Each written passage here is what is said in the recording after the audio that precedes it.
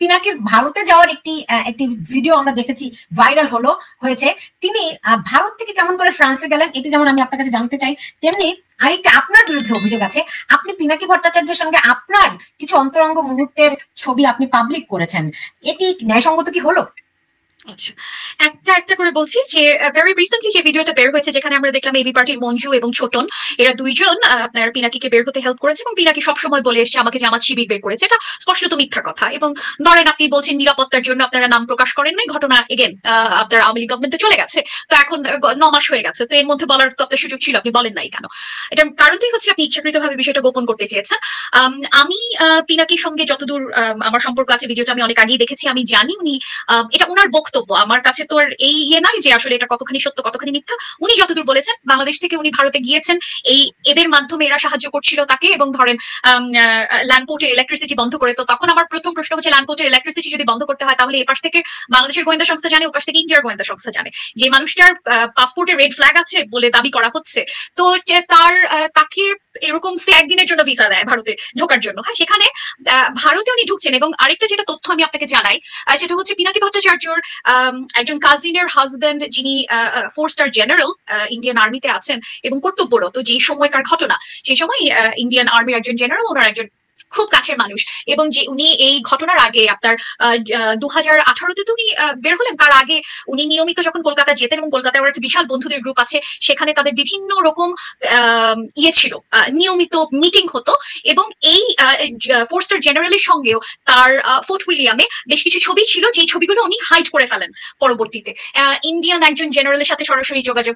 তো তারপর উনি ইন্ডিয়া পার হলেন, সেখান থেকে ব্যাংকক গেলেন, তারপরে তো প্যারিস আসলেন। সেটা তো ধরেন খুব স্বাভাবিক প্রক্রিয়া। আপনার বিভিন্ন হিউম্যান রাইটস অর্গানাইজেশন তখন তার পক্ষে, এই জায়গাটা টোটালি নর্মাল। কিন্তু আমার প্রথম প্রশ্ন ছিল যে মানুষটা ইন্ডিয়ার বিরুদ্ধে এত লেখালেখি করছে, সে এবং যে মানুষটা আওয়ামী লীগের শত্রু, যেই মানুষের পাসপোর্ট রেড ফ্ল্যাগ, সেই মানুষ বর্ডার ক্রস করে কিভাবে? সুতরাং এখানে প্রথমেই বড় কোনো কানেকশন আছে। 2 নম্বর জিনিস হচ্ছে যে পিনাকি ভট্টাচার্যের সাথে আমি নিজের কোনো অন্তরঙ্গ ছবি আপলোড করিনি। পিনাকি ভট্টাচার্য আমাকে নিজ থেকে এই ছবিগুলো দিয়েছেন। উনি নিজে একজন মেগালোম্যানিয়াক মানুষ। আমি বললাম যে আপনাদের পিনাকিকে রিড করার ক্ষেত্রে এই জায়গাগুলি মাথায় রাখতে হবে, যে ওনার প্রধান সমস্যার জায়গা, ওনাকে লাল গালিচা সংবর্ধনা দেওয়া হয়নি, উপদেষ্টা বানানো হয়নি, এটা হচ্ছে ওনার প্রধান সমস্যা। ফলত উনি যে ওনার অন্যতম প্রধান রাগের জায়গা হচ্ছে, ওনার অন্যতম প্রধান চারিত্রিক জায়গা হচ্ছে উনি অত্যন্ত ইগোজেস্টিক্যাল একজন মানুষ। তো আপনি এই ইগোজেস্টিক্যাল মানুষজনকে আপনি ইজিলি স্টার করতে পারবেন। আপনি ধরেন তাকে যদি বলেন যে আপনাকে খুব সুন্দর দেখাচ্ছে, এবং সাথে সাথে জামা কাপড় খুলে ফেলবেন। তো এখানে আমার আসলে বেশি কাজ করতে হয় না। অনেকে আমাকে জিজ্ঞেস করেন যে আপনি কি করেছেন, হ্যাঁ আপনি নিজে কতখানি কাপড় খুলেছেন ওনার কাপড় এই ধরনের ভিডিওর জন্য। তো আমার আসলে সত্যি কথা বলতে আমার বেশি কিছু করতে হয়নি। উনি আমাকে যে পরিমাণ ইনফরমেশন দিয়েছেন, শুধুমাত্র আমি বলেছি যে আপনাকে খুব সুন্দর দেখাচ্ছে, আপনার কাফ মাসল ইজ বিউটিফুল, এই বলার সাথে সাথে উনি আমাকে বিভিন্ন রকম ছবি পাঠিয়েছেন, এবং সেই সময় আমি অলরেডি তো ওনাকে সন্দেহের তালিকায় রাখছি যে কেন উনি এই কাজগুলো করছেন। তো ফলত আমার সাথে ওনার যে সম্পর্কের জায়গাটা ছিল, সেই জায়গাটা হচ্ছে আমি এই প্রত্যেকটা জিনিস আমি তখন থেকে কালেক্ট করছিলাম।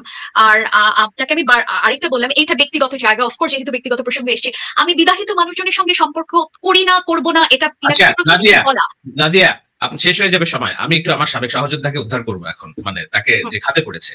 তার মানে আপনি বলতে চাচ্ছেন যে এই ছবিগুলো যেহেতু সেই পাঠিয়েছে, আমার এই বিতর্কে ঢোকা উচিত না, তারপরেও আমি লোক সংগ্রহ করতে পারছি না, যেহেতু আমার উদ্দেশ্য হলো তাকে একটু রেস্কিউ করা।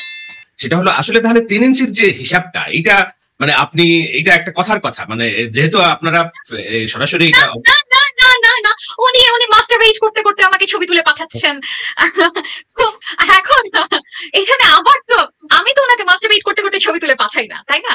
এখন এটা ওনার, এই যে বললাম, শুধুমাত্র এই জায়গা থেকে আপনি বুঝতে পারেন একটা মানুষের চরিত্র, যে ওনাকে শুধুমাত্র আধা ইঞ্চি প্রশংসা আপনি করবেন, উনি আপনাকে 3 ইঞ্চি দেখায় দেবেন। এটাই হচ্ছে বিষয়। যে ঘটনা উনি ঘটেছেন, আমি ওনাকে এত দূর আমার শয়তানির জায়গাটা, যেটা আমি স্বীকার করে নেই যে এই শয়তানিটা আমি করেছি, আমি বলেছি যে হ্যাঁ you look like a great god. হ্যাঁ, এটা হচ্ছে আমার শয়তানির জায়গা। কারণ এবং অসততার জায়গা। আমাকে যদি কেউ অনৈতিক বলে, এই জায়গায় আমার অসততা অনৈতিকতা 100% আছে। কারণ আমি প্রথম থেকে চিন্তা করছিলাম যে এই লোকের অন্য কোনো ইন্টারেস্ট আছে, এবং আমি এই জিনিস বের করতে চাই, এবং আমি ইনফরমেশন কালেক্ট করার জন্য যা যা করতে হয় সেই সময় আমি সেই ইনফরমেশন কালেক্ট করছিলাম। সো এইটাকে আপনি কনটেক্সট ছাড়া যদি বলেন যে একটা মানুষের নিউড ভাইরাল করা, is it ethical? Not really, একদমই না, 100% না। সেটা ছেলে হোক মেয়ের হোক, একটা ব্যক্তিগত রিলেশনশিপে কোনো অবস্থাতে এটাকে কোনো রকম ভাবে আপনি জাস্টিফাই করতে পারবেন না। প্রথম জিনিস হচ্ছে, আমি ওনার সঙ্গে সেই সম্পর্কে ছিলাম না, ওনার সাথে আমি কোনো কমিটেড রিলেশনশিপে ছিলাম না, আমি ওনার কাছে কোনো কিছু প্রতিজ্ঞা করি নাই, এবং এটা উনি নিজ থেকে আমাকে দিচ্ছেন। সেখানে আমি ওনাকে একবারের জন্য বলি নাই যে আপনার ছবি আমি কখনো বাইরে বের করবো না। এবং অন টপ অফ ইট, এই জিনিসটা আমি এতদিনও ধরে রেখেছি যতদিন পর্যন্ত আমার মনে হয়েছে যে না, যত যা ইন্টারেস্ট থাকুক তারপরে বাংলাদেশের জন্য কাজ করছে, তারপরেও he is doing something for the country. তারপর যে মুহূর্তে আমি দেখছি যে না, he is getting out of the hand, যে আউট অফ প্রপোর্শন উনি যা যা করছেন, তখন আমার মনে হচ্ছে যে ইটস দ্য রাইট টাইম। এবং দেখেন, এগেন, অনৈতিক যদি আপনি আমাকে বলেন, অনৈতিক অবশ্যই, কিন্তু কাটা দিয়ে কাটা তোলা ছাড়া আমি আর অন্য কোনো প্রেম যুদ্ধে কোনো নৈতিকতা কাজ করবে না। এটা আমার কাছে যুদ্ধ, কারণ আমি মনে করি পিনাকি ভট্টাচার্য বাংলাদেশের জন্য বাংলাদেশের অন্যতম প্রধান শত্রু এবং বাংলাদেশের অন্যতম প্রধান প্রবলেম, যে কারণে আমার তার সাথে এই কাজটা করতে এক সেকেন্ডের জন্য নৈতিকভাবে আটকাবে না। অন টপ অফ ইট, উনি এই কাজগুলো অন্যান্য অনেকের সাথে, আওয়ামী লীগ বিএনপির প্রচুর নেতাদের সাথে উনি নিজে করে এসছেন। উনি প্রচুর ডিবি হারুন থেকে শুরু করে অন্যান্য একগাদা মানুষের বডি শেমিং উনি নিজে নিজে করেছেন, একগাদা বিষয়ে উনি পার্সোনাল বিষয়ে স্টার করেছেন। যে জিনিসগুলি আমার সাথে যখন ব্যক্তিগত যোগাযোগ ছিল, আমি ওনাকে অনেকবারই বলেছি যে এই কাজগুলো করছেন কেন আপনি, ইটস ভেরি আনএথিক্যাল। উনি আমাকে তখন একটু বলেছেন যে দেখেন, রাজনৈতিক জায়গায় কোনো ন্যায় অন্যায় নাই, তো সেই একই ওষুধ যদি আমি পিনাকিকে খাওয়াই, তাহলে এখন ন্যায় অন্যায় প্রসঙ্গ আসে না। কারণ আমি মনে করি যে যার প্রধান সমস্যা ইগো, তাকে আমি ইগো দিয়ে ঘায়েল করতে পারি। কারণ আমি অ্যানালিটিক্যালি প্রচুর পোস্ট লিখেছি যে আসলে কিভাবে রয়্যাল এজেন্ট হিসেবে উনি কাজ করছেন, তার ডকুমেন্ট আমি সাবমিট করেছি, আমি তার বয়কট নিয়ে আমি লম্বা লম্বা লেখা লিখেছি। এই জিনিস তো পিনাকির ফলোয়াররা দেখবেন না, পড়বেনও না, এবং তাদের মাথা দিয়েও আপনি এই শোটা শুরু হওয়ার আগে বলছিলেন শাহেদ যে ইভেন অনেক অনেক শিক্ষিত মানুষ এই জিনিসগুলো দেখে। কেন দেখে? কারণ আমি বললাম তো 90% সত্য কথা, এবং আমি এই জিনিসটা অন করি, আমি বিলিভ করি যে হ্যাঁ, আওয়ামী লীগ গভর্নমেন্টের আমলে এই ঘটনাগুলো ঘটেছে। আওয়ামী লীগ গভর্নমেন্টের আমলে জামাত শিবির বলে হরে ধরে লোকজনকে ট্যাগ করা হয়েছে, বিএনপির নেতা কর্মীদের যে পরিমাণ অত্যাচার করা হয়েছে, সাধারণ মানুষ যেরকম অত্যাচার করা হয়েছে, সেই জিনিসগুলি আমরা তো সেই জিনিসগুলি 100% বিশ্বাস করি। ফলত আপনার উনি যখন বক্তব্য দ্বারা করান, তখন সেই বক্তব্যের মধ্যে আমরা কোনো ফাঁক পাই না, এবং বেশিরভাগ সময় একটা বড় অংশের শিক্ষিত ছেলেমেয়েরা তাকে সাপোর্ট করছিল এই জায়গা থেকে। এবং যেটা আসলে প্রধান সমস্যা হিসেবে এখন দেখা যাচ্ছে যে এই পাওয়ার প্র্যাকটিস তাকে কোন জায়গায় নিয়ে গেছে, যেটা আসলে আলটিমেটলি ইন দি এন্ড বাংলাদেশকে ডিস্টেবল করতে হেল্প করছে। এটা অনেকটা ওই যে কলার মতো, আপনি কলার মধ্যে ঢুকায় একটা বড়ি দেন, মানে কলাটা তো কলাই 90% কলা, কিন্তু ঢুকায় আপনি একটা ইয়ে দিয়ে দেন, মগজদোলায়ের একটা বিষয় দিয়ে দেন, কলার সাথে খেয়ে ফেললো জিনিসটা, কিন্তু কি যে খাইলো, পয়জন খাইলো, এইটা নাই। তো সেরকম একটা বিষয় আমার মনে হয় যে আমরা ইউটিউবাররা কথা বলছি, কিন্তু একজন কেন্দ্রিক আলোচনা হচ্ছে, আর বহুত ইউটিউবার আছে, আমরা আরো আলোচনা করছি। আপনারা তো একই সঙ্গে আপনাদের কথা অনুযায়ী যুদ্ধ করছিলেন, হ্যাঁ, তো সেখানে কবে থেকে আপনাদের এই আন্ডারস্ট্যান্ডিংটা হলো যে সে বাংলাদেশের শত্রু? এখন এইটা বাংলাদেশের শত্রু যেটা বলছে নাদিয়া, বিষয়টা হলো এরকম। দেখুন, আমি বলি, আমার বিরুদ্ধে যখন আইসিটি একটা মামলা হলো, এটা 2018 সাল, 19 সালে, তখনও তো তার আগ দিয়ে সে দেশ থেকে বেরিয়েছে, রাইট? আমার সাথে বহুত রিফিউজির কথা হয়েছে। একটা দেশের যে কারণে সালাউদ্দিন আহমেদ ভারতীয় সীমান্তে নিজেকে আবিষ্কার করার পরে ওই দেশের আদালত প্রক্রিয়ার মধ্যে দিয়ে তার ট্রাভেল পাসটা সবকিছু নিতে হয়েছে। এটা সিস্টেম আছে। আপনি একটা ভিনদেশী নাগরিক আরেকটা দেশের মাটিতে যে আপনি ফ্লাই করতে পারেন না, you don't have that rights, এবং কোনো সিস্টেমই নাই। তো ভারতের মাটিতে যে বাংলাদেশের পাসপোর্ট নিয়ে উনি কিভাবে ফ্লাই করলেন, আমার সাথে যোগেন সন্ধির কথা হচ্ছিল প্যারিসে। উনি বলছেন যে ওনাকে শুধুমাত্র একটা ট্রাভেল পাস ম্যানেজ করার জন্য এটাকে কি বলে 2.5 মাস তাকে অপেক্ষা করতে হয়েছে, এবং বিমানে ওঠার পরেও তাকে নেমে যেতে এসকর্ট করে নামানো হয়েছে। পরে ইন্টারন্যাশনাল নানান বডি তাকে এসে রেস্কিউ করেছে।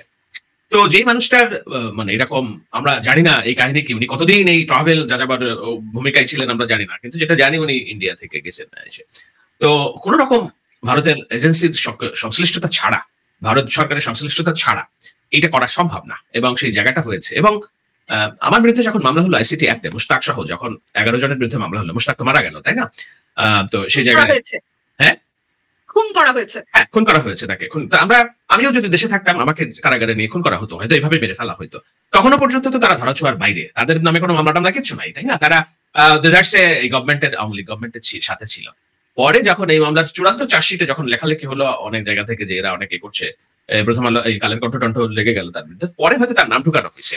তো এখন কথা হচ্ছে যে তুমি যদি এত বড়ই ভারত বিরোধী হয়ে থাকো, এত বড়ই যদি আওয়ামী লীগের শত্রু হয়ে থাকো, সে যেটা হয়েছে এই রিসেন্ট ইউটিউবের তার ডমিনেন্সটা ক্রিয়েট হওয়ার পরে এখন আলোচিত, কিন্তু এর আগে তার যে সকল কর্মকাণ্ড, এটা সেটা এখানে নাদিয়া যে সন্দেহ করছে, সেটা সন্দেহটা সমীচীন যে তার যে ভারত সংশ্লিষ্টতা, এটা এড়িয়ে যাওয়ার কোনো কারণ নাই।